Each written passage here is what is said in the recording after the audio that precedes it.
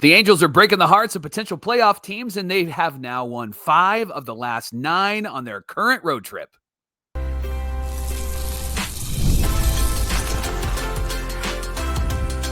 You are Locked On Angels, your daily Los Angeles Angels podcast. Part of the Locked On Podcast Network, your team every day. Thanks for making Locked On Angels your first listen of the day. Jo Adell was the entire offense for the Angels last night. And what are the Halos doing to help Christian Moore and Jack Kochanowicz get better? We're going to talk about that.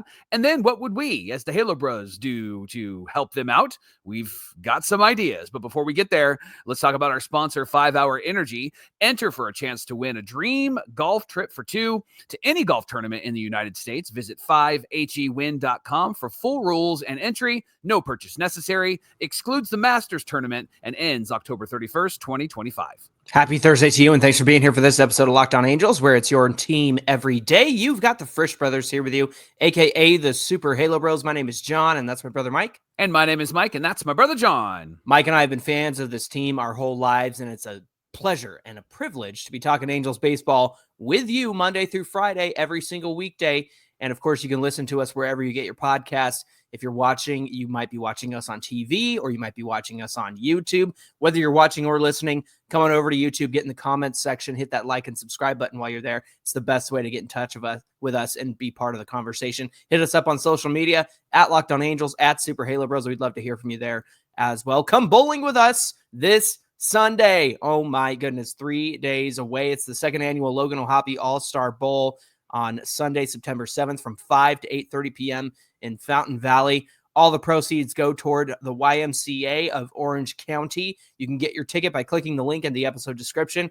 Make sure you use the promo code Halo Bros when you check out. That's all one word. So again, it's in the episode description. We'd love to see you there. We'd love for you to come bowling with us, and we'd love to meet you as one of our everydayers.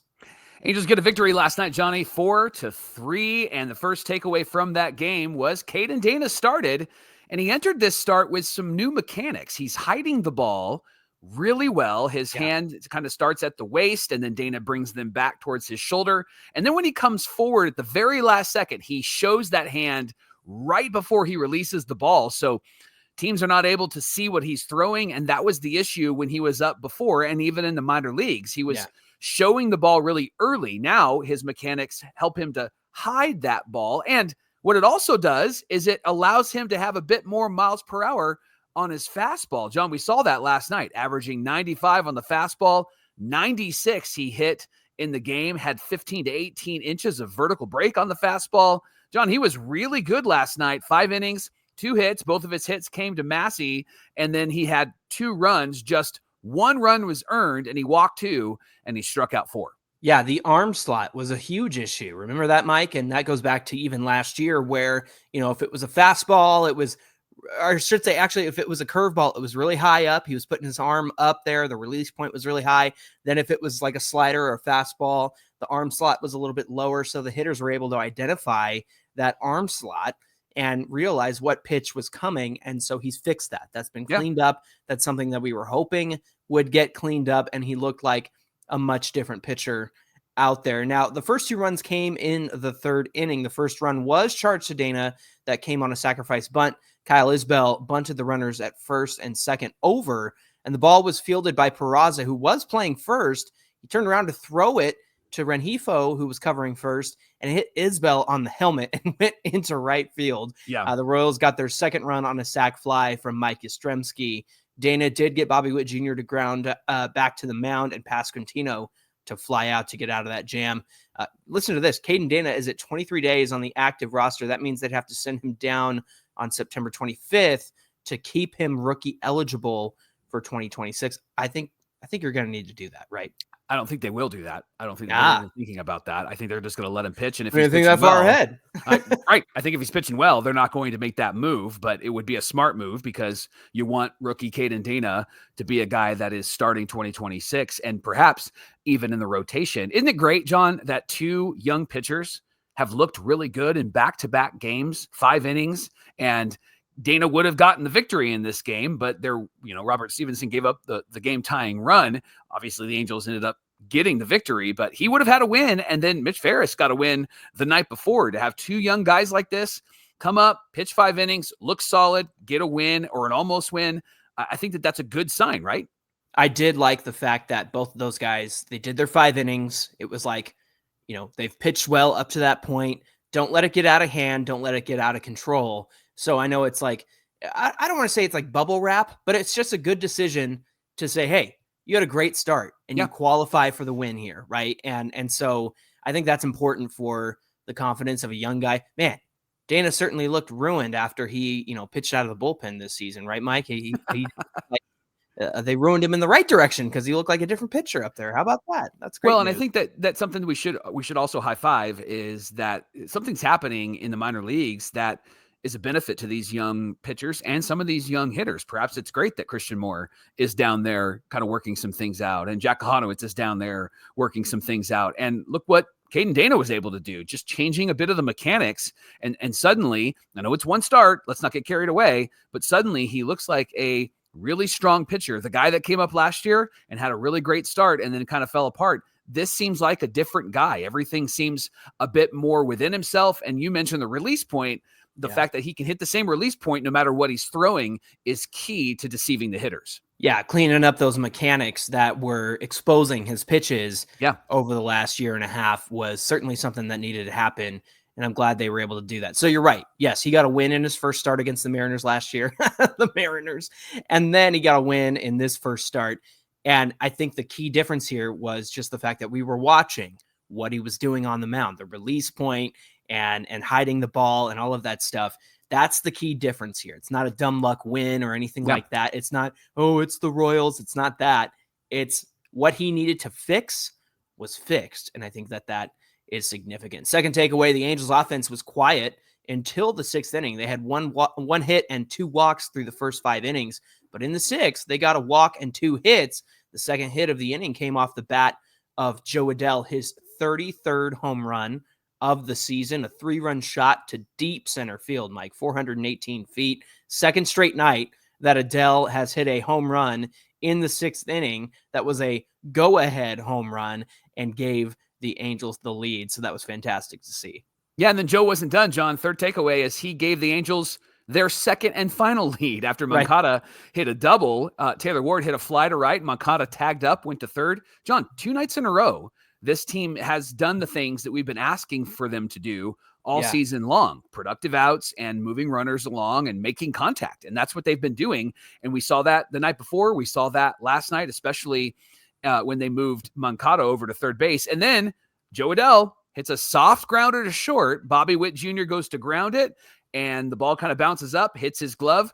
Adell probably would have been safe anyway. He was hustling down the line, unlike Louis Renhifo, and I got to make a comment about him later on, so remind me of that. But he was safe, and Moncada scored. John, that's 90 RBIs for Jo Adell on the season now.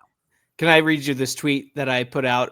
Jo Adell's first 3 RBIs tonight, obviously off the home run, 105.3 miles per hour off the bat, a 25-degree launch angle, 418 feet. His game-winning RBI, 84 miles an hour off the bat, negative 43 launch angle, 3 feet. And that's the one that won the game because Witt Jr. couldn't come up with it. I thought that was pretty funny. Fourth takeaway, Mike. Reed Detmers got his 3rd save on a night where Kenley Jansen was off. Reed looked fantastic in that 9th inning, got the Royals 1, 2, 3, and ended the game with back-to-back strikeouts. And shout out to our guy, Andrew Chafin, for that 12-pitch battle with Vinny Pasquantino.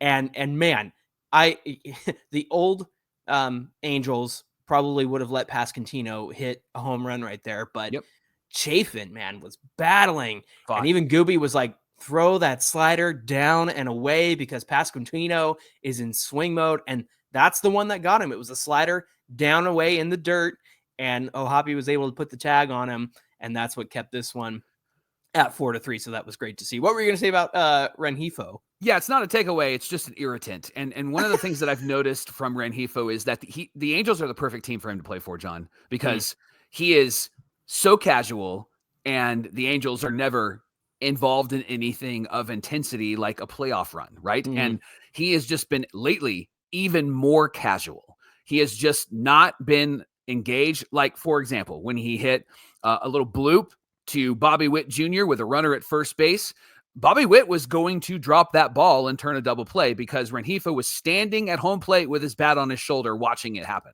instead of running to first. So Bobby smiled because he thought, I could drop this thing and get out at second and get it out at first because Renhifo wasn't hustling. Then and he would too. Bobby Witt Jr. would do that. Yeah. Then Salvi Perez hits the double down the line, right? And he slides into second base, and Renhifo decides to tag the part of the body that is like furthest from the bag instead of the body part that's actually near the bag, right? Like he just and then he called for the review, which was totally then he calls wrong. For the review, where it's like, what are you doing, homie? Like, and then he just seems so checked out. He just seems like he's not hustling. He seems like he's so dismissive. Very different than like Peraza. And I know that Peraza doesn't seem to have the same bat that Renhifo has. I think it'll come around. I think you're right. Peraza seems to be able to play a couple of multiple positions as well. But what I've noticed between Peraza and Renhifo is that Peraza's engaged. He's engaged in this game. He's engaged in the rest of the season. Renhifo is like, yeah, man, no big deal, right? Like, I'd argue that casual. I'd argue that the old Renhifo was engaged, right? Like trying to make his way onto the team, but you know, he's got this casual mindset that you're referring to. But look, that's a symptom of where this team has been the last his whole career. Really, he's only played for them in the majors, and so you know, can't blame that guy. But at the same time, it is frustrating because you know you wanted him to be part of what this team does well, and they didn't get enough of the doing well to be somewhere this season, especially after the last 2 years he's had. I know they were injury shortened, but he had great years. That season, he stole a ton of bags, hit a ton of home runs, cut short. Then last year, he's stealing bags. He's hitting over 300. That got cut short. Then he comes out of the gate when it really mattered, and you just didn't get a lot out of Renhifo to start this season. I say Peraza's bat's going to come around because that first season he was up, he had a good bat. And I stand by the fact that I think the Yankees just moved too fast. Not that they didn't give Peraza time, like they've given him 3 years to be up with the big club. But what I'm saying is the time that they need to invest in a guy like Peraza to get him good, they don't have time to wait for guys to get good. They need guys to be good right now. And that's why they trade for the guys that they trade. Hey, thanks for making Locked On Angels your first listen of the day. Coming up, how do we get Jack Kochanowicz right? And what do we do about Christian Moore now that he's back in the minor leagues? We're going to talk about all of that coming right up. It's time to fill up with 5-Hour Energy Transfusion. Flavors like grape, ginger, and lime are some of our favorites of our everydayers. Whether you're out on the golf course or you just need a little extra push to power through the day like I did yesterday, so tired, getting up early and then having to clean up. It was windy where I lived, and it was wild windy. And so exhausted, and 5-Hour Energy Transfusion helped me to make it through the day. It delivers the flavor you love and gives you the energy that you need. And if you're a golfer, you know that golfing is about good times and good people with good flavors, just like the grape, ginger, lime flavor of 5-Hour Energy Transfusion. Just buy, snap, and infuse your drink, and when you do, you're going to have a chance to enter and win a dream golf trip for two to any golf tournament in the United States. Visit 5hewin.com for full rules and entry. No purchase necessary. Excludes the Masters tournament and ends October 31st, 2025. This is the Locked On Podcast Network, where it's your team every day. Thanks for making Locked On Angels your first listen of the day. Jack Kochanowicz, you mentioned, is currently down in AAA. It sounds like he's staying there to really work on some things. Ray Montgomery said he's down. He's taken a few hits up here. We know that. He knows that. The good thing about him is he knows the reality of where he's at and why. He's taking it head on. He's not running from it, so that's good. The last time Jack went out was against the Rangers, and when he finished that start, he said, it's tough. It's not a fun time out there, but I do feel good. I'm young. I'll figure it out. So what went wrong for Jack Kochanowicz, Mike? Well, to simply put, he's just throwing way too many balls in the middle of the plate. And in fact, he said that. He said, I think I'm just not confident in myself enough to go out there and rise up to the moment.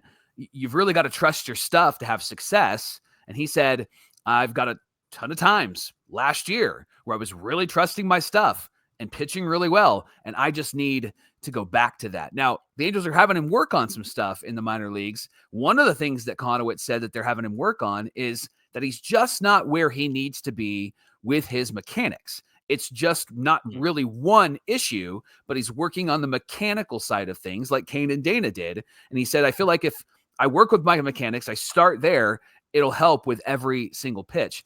Obviously, according to Jack Kochanowicz, he said, I'm not where I need to be, but all I can do is work on it. John, Jack Kochanowicz has a windup that you've mentioned on this show is difficult to repeat. It's fast, it's quick, right? And there's been a little lot jerky. Yeah, there's been a lot of conversation about, I wonder if they gave him a full windup, if that would help him to find his release point and his mechanics. If I'm working with him, I'm considering that.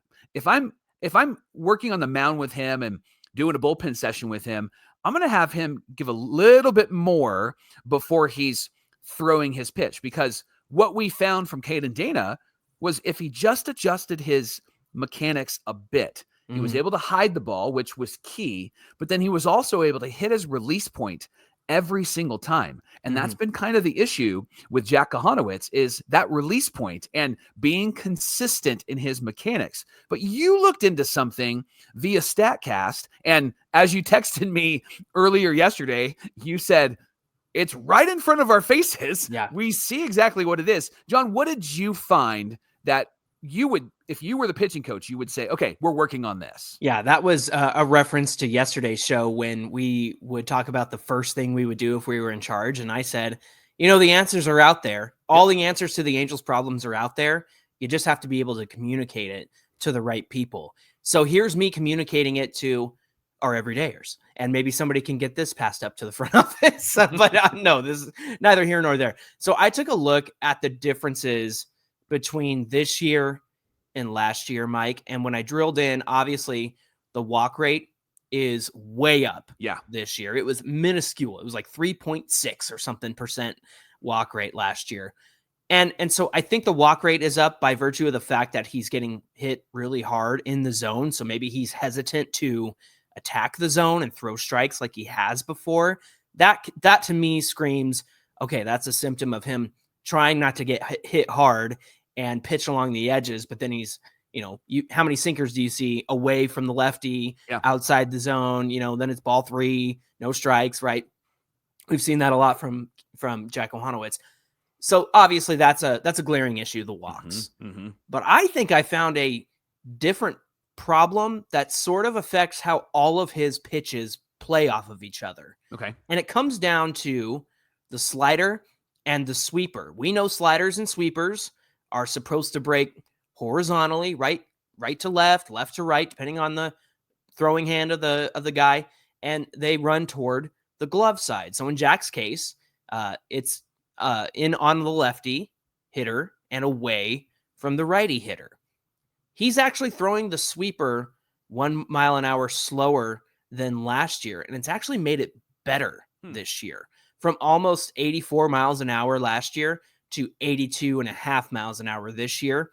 Mike, it's got a higher whiff rate, so swing and miss. It's got a higher strikeout rate. It's got a lower expected batting average, expected slugging, and expected WOBA. Like last year, his sweeper had like an expected slugging of like 900. It was absolutely insane. So by virtue of slowing that pitch down, it's added more vertical drop, but it's also a little bit tighter with less horizontal movement. So 14.2 inches of horizontal movement last year, down to 13.3 inches. The reason I'm throwing all these numbers at you is because this is where I think the issue is, and it lies in the slider.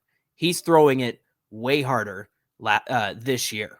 87 miles an hour this year compared to 85. It's resulted in a huge drop in horizontal movement, right? Again, from right to left out of Jack Kochanowicz's hand. It was 7.2 inches of horizontal break last year. This year, 3.3 inches on average. Wow. More than half of the movement in his slider this year has gone away, and the spin rate has also dropped from 30% to 18%. Mike, do you remember a couple of years ago when Reed Detmers was throwing his slider really hard and it ended up playing more like a cut fastball rather than a slider? Yeah. It's a shorter movement. It's a harder pitch. So in my opinion, here's what I think happened. Jack's effort to like differentiate the slider from the sweeper more, I think that it ended up causing Jack Kochanowicz to throw the slider a bit harder this year. Now the slider's at 87, the sweeper's at 82, but the result is that the slider barely moves compared to how much it moved last year. And the differences in speeds are actually easier to be picked up on by the hitter, 87 versus 82, right? And here's what I think should happen. He needs to go back to throwing that slider a little less harder, because when it comes out of the hand at a similar speed as the sweeper, you don't know if it's the slider breaking 7 inches or the sweeper breaking 13 inches. It's a difference of 82 miles an hour versus 85 miles an hour. That might not seem like a lot, but that's certainly closer than 87 and 82, right? So depending on which pitch is coming out, the slider at 7 inches of break or the sweeper at 13 inches of break, here's what I think that means. I think a hitter could be thinking sweeper, and then it's going to end up out of the zone, right? It's going to start in the zone and go 13 inches and end up out of the zone. And instead, if Jack throws that slider, it lands on the edge of the zone for strike 3 because it didn't move as much as the pitch that the hitter was expecting. On the other hand, the hitter could be sitting slider, expecting a shorter 7-inch horizontal movement. So they go chasing it, but it ends up being the sweeper out of the zone, and they go chasing it out of the zone because it's coming in at nearly the same speed. So again, I think in an effort to differentiate the two pitches on miles per hour, I think that's actually made it worse. I think that he needs to get back to throwing that slider a little less harder so that there's more movement on it. Because again, 3.3 inches of horizontal break, that's nothing. Right? Yeah. That's not going to fool anybody. And that's not a slider. Yeah, that's not a slider. It's a cut fastball, right? Yeah. Especially at 87, it's a low speed cut fastball. Yeah. And so, in my opinion, yes, there's lots of things for him to work on, mechanics, the walk rate, all that stuff. But I wanted to drill down a little bit deeper. And again, I think the slider and the sweeper, if he fixes those things, it's going to make the rest of his pitches play up and be more effective. And honestly, that slider and sweeper combination could give him the out pitch that he needs, the strikeout pitch that he needs, the put away pitch that he needs. They just need to look a little bit more similar coming out of the hand and coming towards the batter's box at similar speeds. But at the last minute, they break way differently than what the hitter is expecting.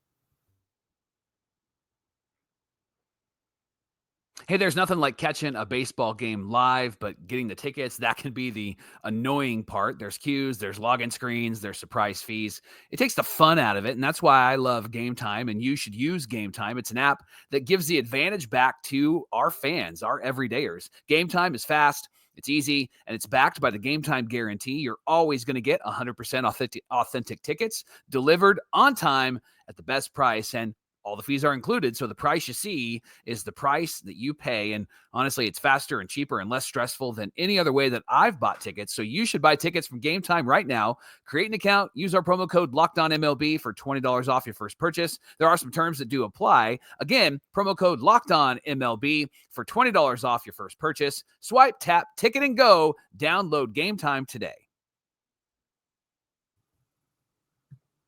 Mike, Christian Moore was also sent down to AAA, and he struggled this season at the major league level. He's hitting 195 and has a 623 on base plus slugging OPS.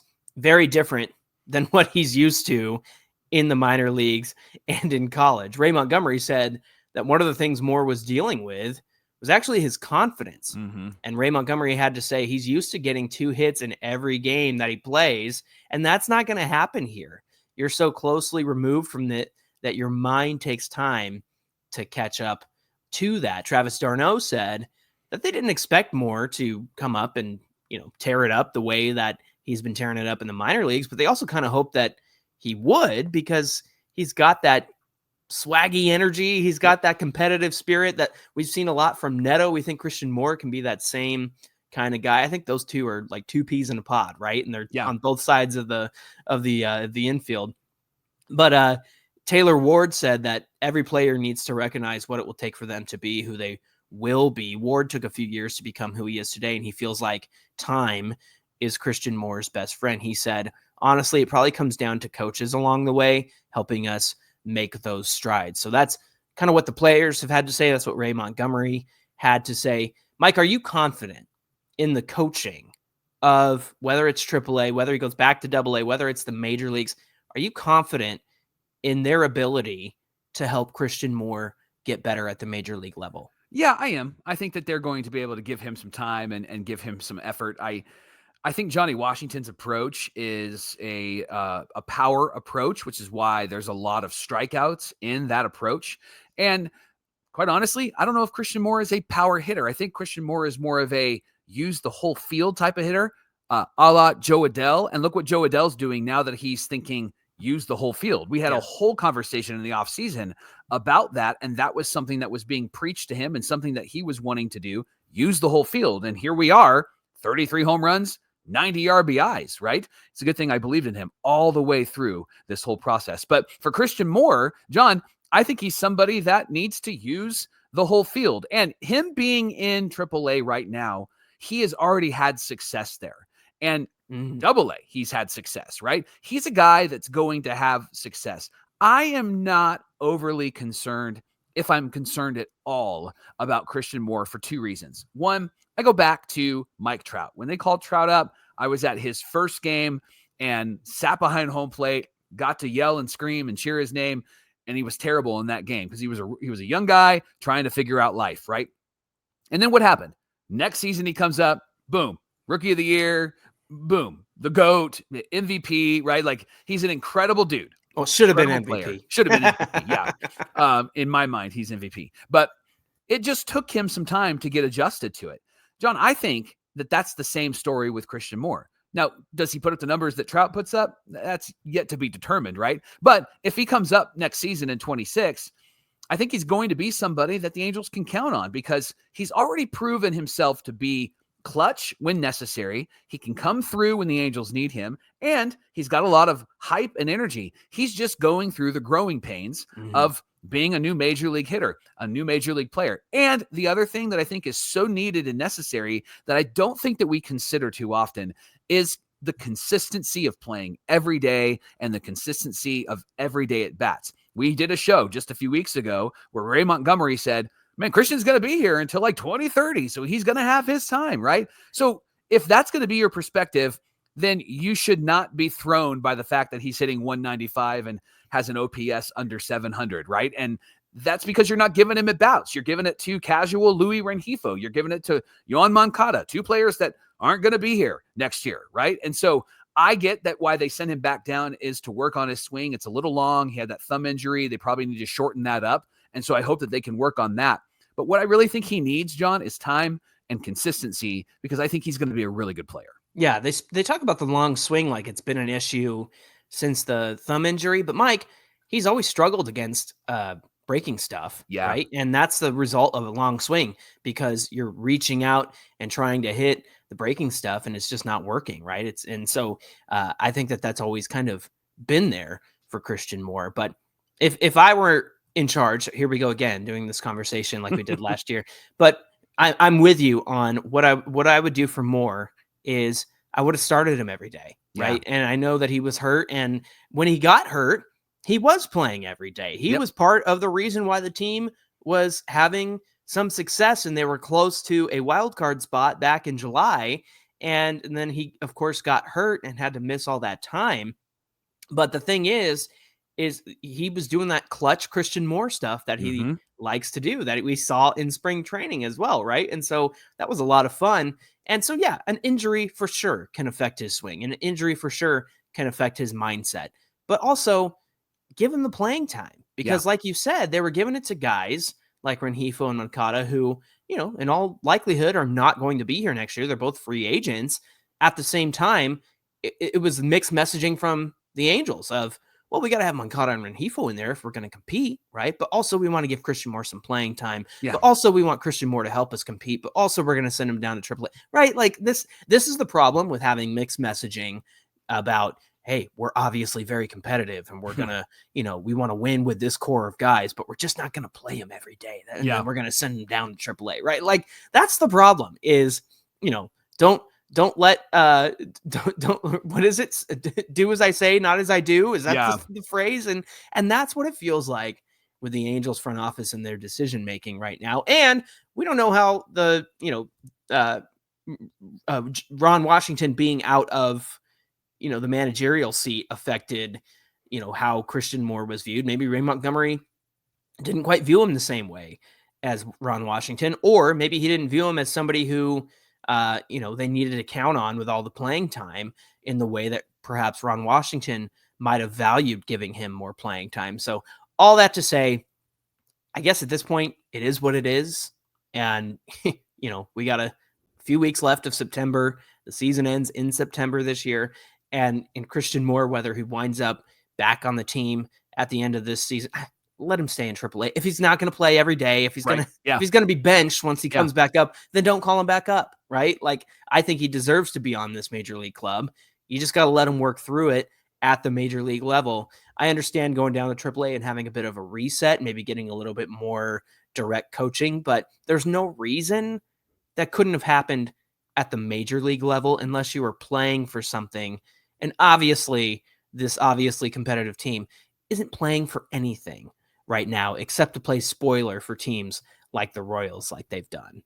Thanks for making Locked On Angels your first listen of the day. If you're a college football fan, man, Locked On and Fire TV has a college football kickoff show you're going to love, hosted by Drake Toll of Locked On Big 12 and Gary Patterson. He was an AP Coach of the Year. He's there. Former college star Jesse Hawley's there, and all the Locked On experts are there. The college preview show that only Locked On can do is available for you every Thursday, so it's happening today throughout the season, and it's on Fire TV. Hey, be sure you give us a follow on Twitter at Locked On Angels.